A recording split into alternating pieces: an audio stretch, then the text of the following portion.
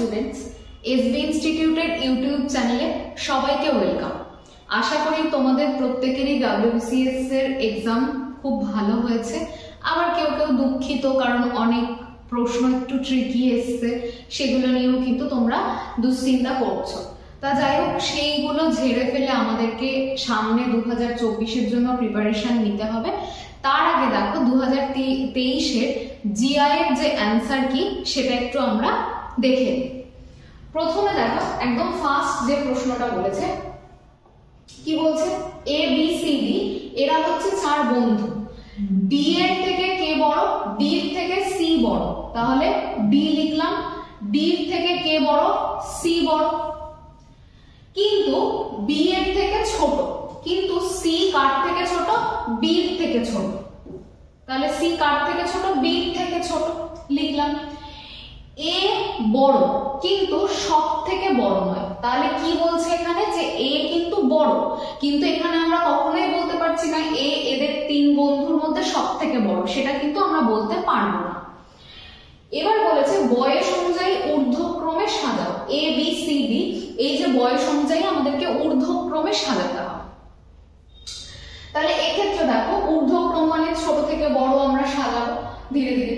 দেখো সবার প্রথমে যেটা যে আমাদেরকে আগে সবার আগে খেয়াল করতে হবে যে ঊর্ধ্বক্রমে আমাদেরকে সাজাতে বলেছে, তাহলে এই জায়গাটাতে দেখো ঊর্ধ্বক্রমে সাজাও বলে দিয়েছে। এখানে দেখো খেয়াল করলে পরে আমরা কি দেখতে পাচ্ছি যে ডি সব থেকে ছোট, আর দেখো বি এখানে দেখতে পাচ্ছি বড়। এখানে বলেছে এর কথা এ বড়, কিন্তু সবার থেকে যে বড় সেটা কিন্তু নয়। তার মানে কি এর পজিশন যে কোনো একটা জায়গাতে হতে পারে, বি সির মধ্যে হতে পারে, সি ডি এর মধ্যেও হতে পারে, কারণ ওটা তো সব থেকে বড় সেটা তো নয়, আবার একেবারে সব থেকে ছোট এটাও আমাদেরকে বলে দেয়নি। তাহলে এক্ষেত্রে ভালো করে খেয়াল করো, এখানে যদি আমরা অপশনগুলো খেয়াল করি, একদম প্রথম অপশনটা দেখো যে ছোট থেকে যখন আমরা বড় সাজাবো সবার আগে কে আসবে? ডি আসবে, তারপরে সি আসবে, তারপর দেখো বি আসবে, মধ্যেখানে দেখো এ কিন্তু বসে আছে। তার মানে এর কথাটা কি বলেছে যে এ কিন্তু সবার থেকে বড় না, আবার যে কোথাও বলাও নেই এটা সব থেকে ছোট। তাহলে এখানে রাইট অ্যান্সার হয়ে যাচ্ছে কোনটা? Option A. এটা তো দেখেই বোঝা যাচ্ছে, বা এমনি বুদ্ধি খাটিয়েই এই উত্তরগুলো মোটামুটি আমরা করে ফেলতে পারবো। নেক্সট দেখো অক্ষরের শ্রেণীটি ভর্তি করো। তাহলে এখানে দেখো সবার আগে আমাকে দেখতে হবে কতগুলো টোটাল লেটার রয়েছে, সেটা আগে আমরা কাউন্ট করব।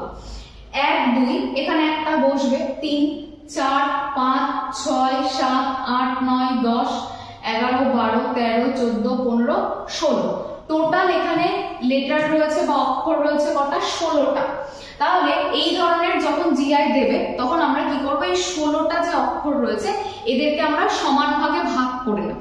16টা অক্ষরকে যদি আমরা ভাগ করি 4 4 আর 16 হয়, তাহলে দেখো আমরা 4টে 4টে করে ভাগ করব। এখানে দেখো 1 2 3 4 এটা একটা ভাগ গেল, 1 2 3 4 এটা একটা ভাগ গেল, 1 2 3 4 এটা একটা ভাগ গেল, 1 2 3 4 এই গেল আমাদের টোটাল কিন্তু 4টে 4টে করে আমরা কিন্তু ভাগ করে নিলাম 16টা অক্ষরকে। এইবার ভালো করে খেয়াল করো এখানে কি কি হতে পারে বলে আমাদের যেটা মনে হয়। দেখো আমরা যখন ভাগ করে নিচ্ছি এখানে কি আছে? এস টি ড্যাশ এস, এখানে আবার কি আছে? এখানে আছে ড্যাশ টি আর এস। তাহলে এই জায়গাটা যদি প্রথমেই আগে খেয়াল করো, এস আছে তারপরে টি আছে, তারপর দেখো ফিলিং দ্য ব্ল্যাঙ্কস রয়েছে, আবার এস রয়েছে। এই জায়গাটা তোমরা খেয়াল করো, এখানে কি রয়েছে? এখানে টি আর এস রয়েছে। তাহলে এখানটায় আমি কি লিখতে পারি? এখানটায় আর লিখতে পারি। আবার এখানে দেখো টির আগে ফাঁকা, এখানে তুমি খেয়াল করো টির আগে কি রয়েছে? এস রয়েছে, তাহলে এখানটায় আমি এস লিখতে পারি। আবার তুমি এখান থেকে খেয়াল করো এস ফিলিং দ্য ব্ল্যাঙ্কস আর এস, তাহলে দেখো এস টি আর এস প্রত্যেকে দেখতে পাচ্ছ। দেখো এস টি আর এস, এই জায়গাটাতে এস রয়েছে, তাহলে এখানে কি বসবে? টি বসবে, আর এস। তারপরে দেখো আবার কি রয়েছে? এস টি, এখানে আবার আর এস। এইভাবে হবে, তোমাকে খেয়াল করতে হবে যে শব্দটা হচ্ছে এস টি আর এস, সেটা কোথায় কোথায় ফাঁকা জায়গা রয়েছে গ্যাপগুলোতে চারটে চারটে ঘর অন্তর অন্তর এক একটা জোড়া করে সেখানে বসাতে হবে। তাহলে এখানে আমরা দেখে নিই যে উত্তরটি হচ্ছে আর এস টি আর। তাহলে আর এস টি আর কোথায় রয়েছে? এই অপশন সি তে রয়েছে, দেখো আর এস টি আর রয়েছে। নেক্সট, এটাও খুব সহজ দিয়েছে, দেখো 2 আর 3 এর মধ্যে ডিফারেন্স কত? 1। 3 আর 4 এর মধ্যে ডিফারেন্স কত? 1। 4 আর 5 এর মধ্যে ডিফারেন্স কত? 1। আবার এখান থেকে দেখো এই দুটোর মধ্যে কোনো ডিফারেন্স নেই, 0। 5 আর 7 এর মধ্যে ডিফারেন্স কত? 2। 7 আর 9 এর মধ্যে ডিফারেন্স কত? 2। এবার দেখো 9 এর সাথে কত ডিফারেন্স হবে? 9 এর সাথে কিন্তু আবার 2 ডিফারেন্স হবে, অর্থাৎ এখানে উত্তর হবে 11। অপশন সি হবে রাইট অ্যান্সার। এদিকে দেখো 3টে 1 আর এদিকেও 3টে 2 হবে, তার মানে 9 এর পরে 2 ঘর বাড়িয়ে দিলে এটা কিন্তু 11 হয়ে যাবে। নেক্সট দেখো, এটা তো একদম মুখে মুখেই করার মতন দিয়েছে। দেখো নিম্নলিখিত দিন শ্রেণীতে পরবর্তী দিন কোনটা হবে? প্রথমে আগে আমরা দেখবো ভালোভাবে যে এদের মধ্যে গ্যাপ কতটা করে রয়েছে। দেখো এখানে কি ডেট রয়েছে? 18, এখানে রয়েছে 25, এখানে রয়েছে 2 তারিখ আর এখানে হচ্ছে 11 তারিখ। 18 আর 25, 18/7 আর 25/7 এর মধ্যে যে গ্যাপটা রয়েছে সেটা কতটা গ্যাপ আমরা দেখতে পাচ্ছি? 7 গ্যাপ রয়েছে এদের দুজনের মধ্যে। 25 এর সাথে 2, অবশ্যই আমরা জানি এটা হচ্ছে 31 দিনে হচ্ছে, তাহলে 26, 27, 28, 29, 30, 31, 1, তারপরে 2। এখানে কত দিনের গ্যাপ থাকছে? একটা। এখানে 8 দিনের গ্যাপ থাকছে। এবার দেখো 2 আর 11, 2 আর 11 এর মধ্যে কতটা গ্যাপ থাকছে? 2 আর 11 এর মধ্যে গ্যাপ থাকছে কিন্তু 9 দিনের। তাহলে এরপরে দেখো কত দিনের গ্যাপ হবে? 10 দিন, কারণ এখানে দেখো 7 ছিল, 8, 9, এখানে 10 দিনের গ্যাপ হবে। তাহলে 11 এর সাথে যদি আমরা 10 যোগ করি তাহলে কত হচ্ছে? 21। তাহলে রাইট অ্যান্সার হচ্ছে অপশন বি 21। নেক্সট দেখো, যদি এটাকে নির্দেশ করি তাহলে দেখো পার্ডন, ঠিক আছে? তাহলে আগে আমরা একটা তোমাদের বোঝার জন্য লিখে দিই,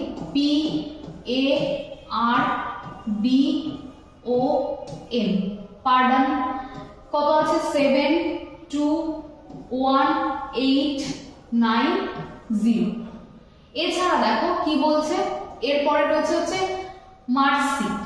দেখো MERCY, মার্সি। এখানটাতে দেখো কত আছে? 5, 3, 1, 6, 4 লেখা আছে। এবার আমাদেরকে কোন ওয়ার্ডের কোড বার করতে দিয়েছে? সেটা হচ্ছে ডেমোক্রেসি। তাহলে ডেমোক্রেসিতে যদি আমরা দেখি ডি এর জন্য কোড কি হবে? ডি এর কোডটা দেখি কত হবে? 8। ই দেখো এটা 1 নাম্বার। তারপরে ই এর কোডটা দেখো, ই কত আছে? 3। এখানে আমরা একটু খেয়াল করি 8, 3 কত আছে? এখানে দুটোই দেখো আমরা 8, 3টে দেখতে, দুটো দেখতে না 3টে 8, 3 দেখতে পাচ্ছি। তারপরে দেখো এম, এম এর ভ্যালু কত রয়েছে? 5 রয়েছে। তাহলে দেখি এম এর ভ্যালু দেখো এইটাতে রয়েছে আর এটাতে রয়েছে 5, মানে এ আর ডি তে। তারপর দেখো ওর ভ্যালু কত রয়েছে? 9 রয়েছে। তাহলে এখানেও 9 আছে, এখানেও 9 আছে। সি এর ভ্যালু দেখো, সি এর ভ্যালু কত রয়েছে? 6 রয়েছে। তাহলে দেখো যদি আমরা দেখি যে সি এর ভ্যালু, তাহলে কিন্তু এখানটায় আছে কত? 7 আর এখানে আছে 6। তার মানে রাইট অ্যান্সার কোনটা হয়ে যাচ্ছে? এইটা হয়ে যাচ্ছে কিন্তু আমাদের রাইট অ্যান্সার। পুরোটা দেখার দরকার নেই, যতটুকু অবধি তোমাদের সিমিলার, মানে এইটুকু তো সিমিলার, এইটুকু না দেখে তোমরা কি করবে?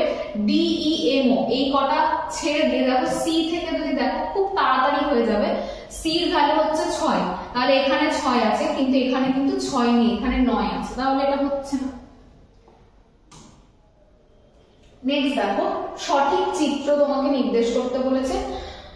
যেটি বই বাংলা বই ও উপন্যাসকে নির্দেশ করছে। বই একটা বৃহত্তর জায়গা, এর মধ্যে কি রয়েছে? এর মধ্যে বাংলা বইও রয়েছে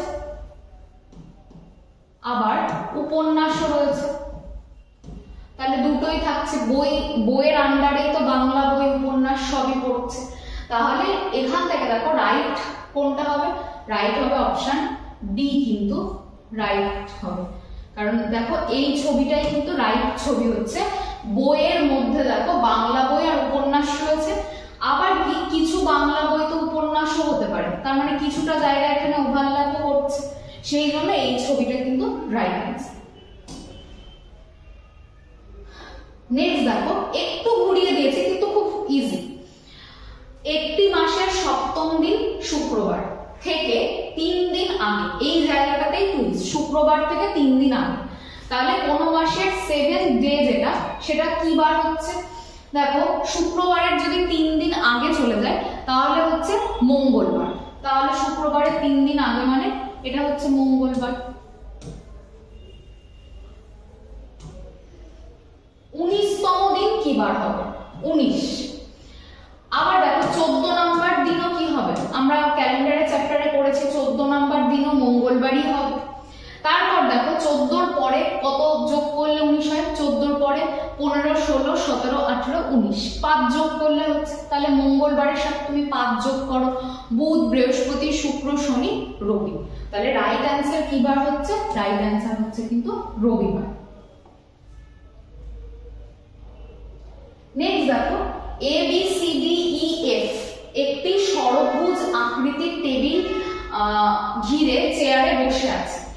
তাহলে প্রথমে আগে আমরা ষড়ভুজ আকৃতির একটা টেবিল ড্র করি। গেল। এইবার দেখো কি বলছে, এ বসেছে বি এর উল্টো দিকে, তাহলে ধরলাম এ এখানে বসেছে আর এখানটাতে বি বসেছে। বি বসেছে সি আর ডি এর মাঝখানে, তাহলে বি কোথায় বসেছে? বসেছে হচ্ছে সি আর ডি এর মাঝখানে। গেল। এ বসেছে, এ কোথায় বসেছে? ই আর এফ এর মাঝখানে। ধরো আমি এটা এগুলো কিন্তু জানি না, এগুলো যেদিকে খুশি আমরা লিখলাম, পরে কিন্তু ই এর জায়গায় এফ যেতে পারে, বি এর জায়গায় সি, পরের লাইনে গিয়ে আমরা সেটা বুঝতে পারবো। এবার কি বলছে, যেখানে ডি এর বাঁদিকে, মানে এদের বসাটা এমন ভাবে ওরা বসেছে যেখানে কি বলছে ডি এর বাঁদিকে ই থাকবে, তাহলে দেখো ডি এর পরে মানে বাঁ দিকটাতেই কে রয়েছে? ই রয়েছে, তাহলে ঠিক আছে। যদি আমরা উল্টো লিখতাম তাহলে জায়গাগুলো জাস্ট চেঞ্জ করে নিলেই হয়ে যেত। বলেছে নিম্নলিখিত যুগলের মধ্যে কারা মুখোমুখি বসে আছে? এ আর বি কত তো বলেনি, তাহলে দেখো ডি এফ, দেখি আমরা এখানে ডি এফ বলে কোনো অপশন আছে নাকি? নেই। তারপরে দেখো সি আর ই, তাহলে দেখি এখানে সি, হ্যাঁ এখানে দেখো এই এরা দুজন কিন্তু কি করেছে? মুখোমুখি বসে আছে, তাহলে উত্তর হবে কিন্তু সি। নেক্সট দেখো, x এর মান p, তাহলে x লিখলাম, x হচ্ছে কি এখানে? x হচ্ছে, x এর মান হচ্ছে p, তাহলে উপরে আগে p লিখি, p হচ্ছে ফিমেল, মাইনাস দিলাম। এবার দেখো z এর স্ত্রী হচ্ছে x, z এর স্ত্রী x, তার মানে x ও কি ফিমেল হবে, মাদার।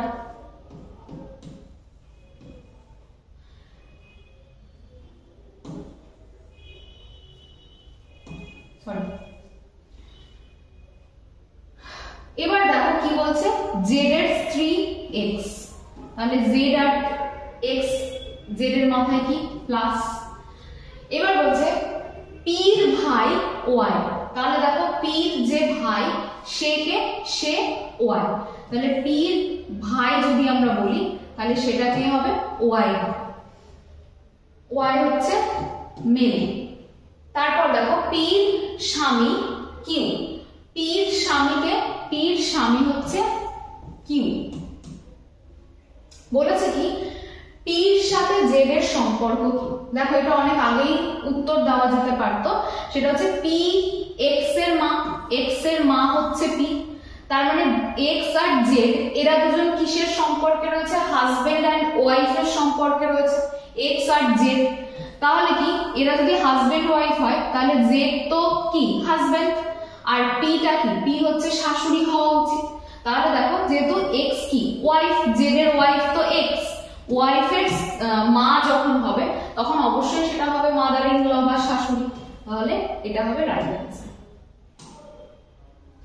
এটা তো খুব সহজ দিয়েছে। তারপর রেকটিফাই মিস্টেক, আমরা যদি কোনো মিস্টেক করি তাহলে সেটাকে আমরা কি করতে পারবো, রেকটিফাই করে নিতে পারি। মানে মিস্টেক ভুল, তার মোটামুটি বিপরীত বলা যেতে পারে সংশোধন, তাই তো? মানে যদি আমরা কোনো ভুল করি, বিপরীত না, ভুল করলে আমরা সেটা সংশোধন করব। এখানে কি বলেছে, তাহলে রিগেইনের সাথে কি হবে, রিগেইন মানে পুনরায় বৃদ্ধি যে বিষয়টা। অপশন এতে দেখো মেক, ফাইন্ড, রিয়েলাইজ, লস। তাহলে দেখো এই তিনটে অপশনের মধ্যে একটাও হচ্ছে না। রিগেইন মানে পুনরায় কোনো কিছু বৃদ্ধি। তাহলে যদি আমরা কোনো জায়গাতে লস করি তাহলে সেখান থেকে আমরা আবার রিগেইন করতে পারি। তাহলে এখানে উত্তর হবে কিন্তু রিগেইন। নেক্সট দেখো, 5 জন বালক এ বি সি ডি ই এরা তাস খেলছে। প্রত্যেকের কাছে কটা করে কার্ড আছে? প্রত্যেকের কাছে যদি আমি এ বি সি ডি আর ই লিখি, সবার কাছে আছে 10টা করে কার্ড।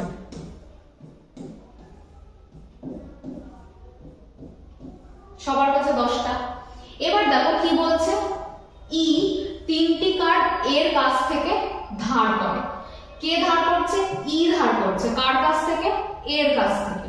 তাহলে ইর কাছে চলে গেল আরো 3টে কার্ড, আর এর কাছ থেকে মাইনাস হয়ে গেল 3টে। নেক্সট দেখো, 5টি কার্ড সি কে দেয়। তারপর দেখো যে ধার করে, এবং 5টা কার্ড কে দিচ্ছে? সি কে দিচ্ছে হচ্ছে ই। তাহলে ইর কাছে কতটা হয়েছিল? মোট হয়েছিল 13টা। সেখান থেকে সে কাকে আবার দিচ্ছে কার্ড? সি কে দিচ্ছে। তাহলে সি কে যখন 5টা কার্ড দিচ্ছে তখন এখান থেকেও কি হয়ে যাচ্ছে? মাইনাস হয়ে যাচ্ছে 5।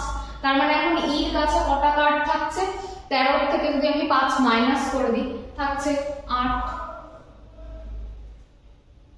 এরপর দেখো, সি তৎক্ষণাৎ 4টি কার্ড বি কে। সি আবার কাকে কার্ড দিচ্ছে? সির কাছে 15টা ছিল। সাথে সাথে সি কি করলো? 4টে কার্ড দিয়ে দিল কাকে? বি কে। তার মানে বির কাছে চলে গেল 4টে কার্ড, 14টা। আর দেখো সির কাছ থেকে মাইনাস হয়ে গেল কটা? 4টে কার্ড, মানে 11টা। এবার দেখো বি 2টি কার্ড ডি কে দেয়। বি কি করছে? আবার বির কাছ থেকে 2টো কার্ড কি করছে? ডি কে দিচ্ছে। তাহলে এখানে +2, তাহলে 12। এখানে কত হচ্ছে? 12। তাহলে দেখো ডি এর কাছে কটা কার্ড থাকলো? এই জায়গাটা দেখো যে এটা হচ্ছে 12টা থাকছে হচ্ছে ডি এর কাছে। তাহলে উত্তর হবে অপশন ডি, 12। দেখো এ বি সি ডি 4 জন বালিকা। তার মধ্যে দেখো A B football O volleyball খেলে। তাহলে প্রথমে আগে লিখে নিই, এ বি সি ডি এরা হচ্ছে 4 জন বালিকা। এ আর বি কি খেলে? ফুটবল ও ভলিবল। তাহলে ফুটবল খেলে, শর্টে লিখছি না, ফুটবল আর ভলি খেলে, এ আর বি গেল। বি আর সি ক্রিকেট ও ফুটবল খেলে। ক্রিকেট, বি আর সি ক্রিকেট ও ফুটবল খেলে। তাহলে এখানে দেখো অ্যাড হচ্ছে কি? অ্যাড হচ্ছে ক্রিকেট।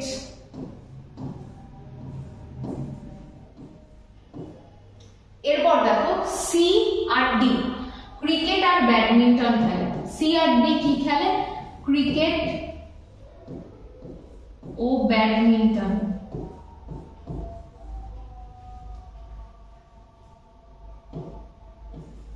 এখানে দেখো ব্যাডমিন্টন কারা খেলছে? সি আর ডি। সি আর ডি। এবার বলছে ডি আর এ ভলিবল ও ব্যাডমিন্টন খেলে। কি বলেছে? ডি আর এ। তাহলে ডি তে দেখো কি বলেছে? ভলিবল আর ব্যাডমিন্টন। ব্যাডমিন্টন রয়েছে, ক্রিকেট রয়েছে, এর সাথে অ্যাড হলো কি? ভলিবল। আর এখানে দেখো ব্যাডমিন্টন অ্যাড হলো, কারণ এখানে দেখো ভলিবল আগে থেকেই ছিল, তাই ব্যাডমিন্টন। এইবার দেখো কি বলছে। এইবার এখানটাতে ভালো করে খেয়াল করো যে কে ব্যাডমিন্টন, ক্রিকেট এবং ভলিবল খেলছে। এর মধ্যে থেকে এমন কোন জোড়াটা রয়েছে যে কি করছে, যে ব্যাডমিন্টনও খেলছে, ক্রিকেটও খেলছে, আবার ভলিবলও খেলছে। কোনটা আর কি কে খেলছে, এ বি সি না ডি, কে খেলছে? তাহলে দেখো আমরা এর মধ্যে থেকে খুঁজলেই দেখতে পাবো যে ব্যাডমিন্টন, ক্রিকেট আর ভলিবল এটা কে খেলছে, ডি খেলছে। তাহলে উত্তর রাইট অ্যান্সার হবে অপশন সি। এইভাবে লিখে একটু শর্টে লিখে করলে তোমরা আরো সহজে কিন্তু বুঝে যাবে। এরপর দেখো এ বি সি ডি ই এরা হচ্ছে 5 জন বালিকা।